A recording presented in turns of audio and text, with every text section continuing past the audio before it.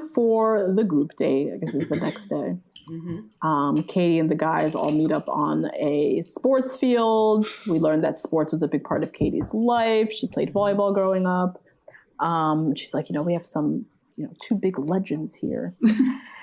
Out walks Franco, who's becoming more of a Bachelor Nation legend. I think it's like his third, fourth season. Yeah, yep. He showed up. Love Franco. And Wells, who Wells was previously on JoJo's season of The Bachelor, I want to say. Was he? Okay.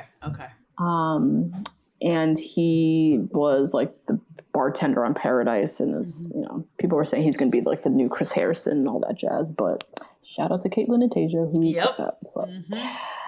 But yeah, they are basically the hosts for this bash ball battle sports tournament. Yeah. Oh my god. That's literally what it was called. So an excuse for these guys to just beat each other up. Yeah. And same old, the winning team gets to go for drinks with Katie or something like that. Now the guys, they come out in these ridiculous unitards. So bad with the butts. The tiny whities. Yeah. Yes, underwear peeking out. Poor Michael A is all worried about his dad bod next to I don't know, Mike with ripped muscles or whatever. Yeah. Poor Courtney. Courtney got the lowest sloped shoulders. I'm sorry, I have to call that out. Why? I always feel so sad for guys who are built. Like, Courtney's built. He is. But his shoulders go from here to down to his ankles. Like, they just all the way down. So low. Oh my God. I know. The clothes don't even fit him right. You know what I mean? Yeah. He's very muscular up top, so he spends a lot of time on his upper body, but the shoulders. Yeah. Oh my God. Courtney. Sorry, Courtney. Oh, he's a cutie, though. He's a cutie. Yeah. So for this bash ball battle, whatever. I can't even say it. All I'm thinking of is the up chorus. I'm thinking big band busting out the belly pants take-up. That's all I'm thinking of. Neither of you know Up? Oh my God. Oh, okay. I don't know the song by Cardi B. Cardi B. A Cardi B song. Okay. You're like, no. Yeah, you're like, definitely not. Okay. No, yeah. Okay. And I love Cardi, but if it's a new song or an old one? Yeah, it's Up. New, yeah. Newish, yeah. Oh, okay. Yeah, the one that's on TikTok? Yes, yeah. Yes. I don't know the words, but everyone's doing the dance. Yes. And it's like 8 B's in a row. It's like 8 B names in a row. That's all I'm thinking of right now. God, I sound like an old like you are 50. I'm just so out of touch with my God. I know, music. Hip hop specifically. But anyways, bash ball battle. It's like a mix of basketball, rugby, football. Like, I don't know what the hell's happening. Literally just bashing their balls in. Like, bashing the balls in the nets, yes. Now, Hunter is doing the most. There's always one person, Daniela, who just does the absolute most. He thinks this is the Super Bowl. He thinks this is his chance. Yeah. To, I don't even know, get glory. Testosterone overload, man. Much. Just like, it's been pumping for a while. Yeah. No. Oof. So, he's doing the most. He's tackling everybody left and right. Aaron, our narrator, I just love. He just stayed posting that confessional, dropping gems. He said, Hunter is like a circus dude. He kind of looks like one. Which... No lies. Hunter, he's giving me Quasimodo. He's not cute. No, don't say that. And when he's standing next to other guys, he's so small. He does look like ripped. Squat. I hate that. Yeah, like squat. Yeah. Yes. Yeah. Oh, yeah. God. Oh man, I think his sleeve is really cool. Like, I think that adds an element. I like that about him. And I think that if he wasn't a testosterone-driven psychopath, then maybe it would be better, and we could, like, he could be, whatever, cute. Just like Thomas got, like, not so cute by the end of that last week's episode. Yeah. I feel like Hunter, if he was nicer, could get cute by the end of this episode. You know what I'm saying? Yeah. It could be a total reverse. It could be a total 180. You know what I'm saying? But, man. I don't see that happening, though. Like, I don't think he has the kind bone, I know. Yeah. Sadly, no. Yeah. Nope. But Hunter, he's all like talking about he loves the aggression. He loves the it. aggression. He's so aggressive and he's loving it. Yeah, I'm like, ew, what the hell is this toxic shit? Right? Yeah. Yes, like this is toxic masculinity just personified. Yeah. And he's standing on an island alone because all the other guys are just like la-di-da, dunking the ball, blah, blah, blah. And he is the only one who was like, this Like, aggressive no one shit. has I love pads it. Like, on. Everybody has on overalls, booty hugging overalls. overalls. Can we not tackle each other? Like, overalls. what? Oh, It kind of reminded me of like that scene in Wedding Crashers when they're playing football. Yes! Oh my God, yes. Exactly that. Like, Exactly. what is happening right now? What is going on? Beyonce. Why has this game turned into fucking WWE? What's going on? Oh my god. So Hunter, he's out here tackling everybody, and then he tackles the shit out of poor daddy Michael A. And Michael A. doesn't get up. Wait, that was he it? stays I on the thought that ground. was Justin who tackled him. Oh, I think was it?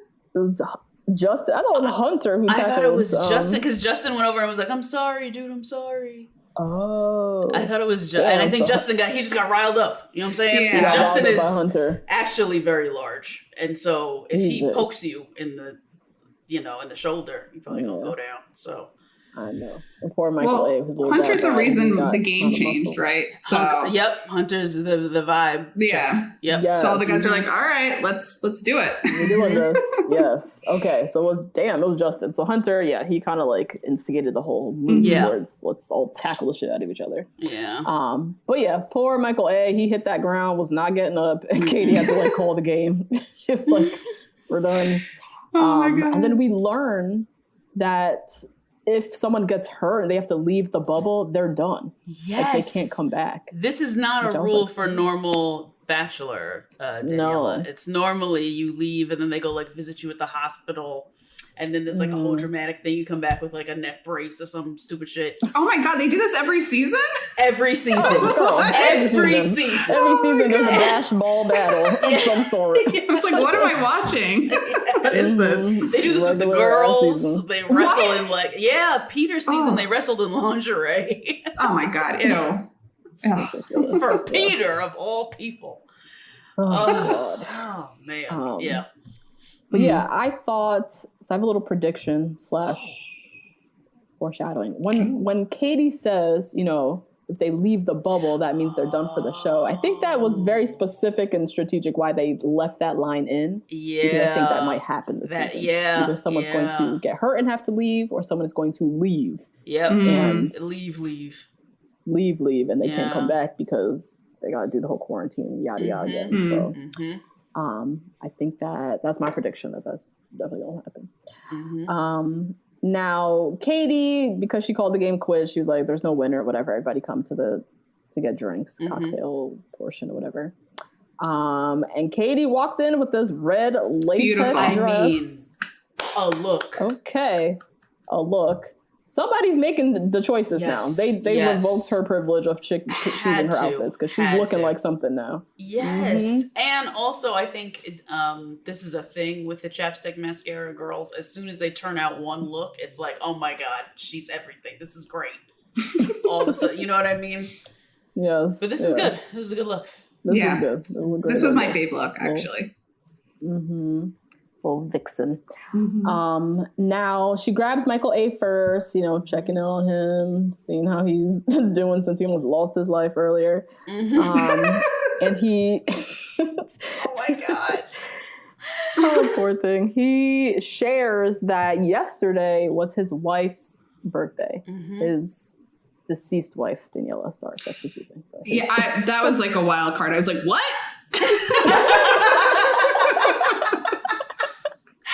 Polyamorous contestant. That would be, that's part of sex positivity. I know. Looking for a little throuple. So many ways. They could have really done a lot with this season. Yeah. Yes, they could have. But yes, this is his deceased wife that we're talking about. But it was her birthday yesterday, so he's talked about how he kind of like had his own private celebration, about her, and they Katie and Michael A had a nice little moment. She really likes him. She genuinely really likes him. Yeah, I think so. Yeah. Well, then they make out. I was like, if that were me, I would be haunting Adam or whatever, Michael, you know, like I would not be down for that. Oh my God. Oh God. No, it seems like he's you would be haunting your husband. I would be haunting him. I know, not be like, what? Not the haunting. Oh Lord. Damn. But Michael gives me vibes of someone who his wife was like, I want you to move forward. Like, I want you to find love. Don't not totally. sit and fester, you know, crying over me and my lot. Like, move forward with life. But yeah, they have a nice little moment. They kiss. I'm like we always see a single father on a season. He has a real chance with Katie, which is, I think, pretty shocking. She genuinely seems like she really likes him. Yeah. Next up, Connor the cat. I thought this was Connor the cat with his ukulele. Oh my God. With his ukulele and his shirt buttoned down to his all navel. The way to why? I don't know. It was so sunburned. Oh my God. And he was burnt up. Was that why? Oh my God. I was like, Connor, sir. And then he was doing, I'm sure that song is on Spotify. He looked like going on that ukulele. He looked like Krusty Krab. Like he was so burnt. I'm like, what's happening right now? Yeah. Oh no, Connor. I hate this shit. Ukuleles. I said on Twitter, I don't trust nobody who owns a ukulele and then pay to bring it out and start strumming it before a girl that they like. I'm not for it. Connor the cat lost mad points in my head for this. Wait, why a ukulele? What if it was a flute? What? A flute? Hell no. Oh boy, bust out clarinet like. Nope. Oh God. That's not medieval times. What?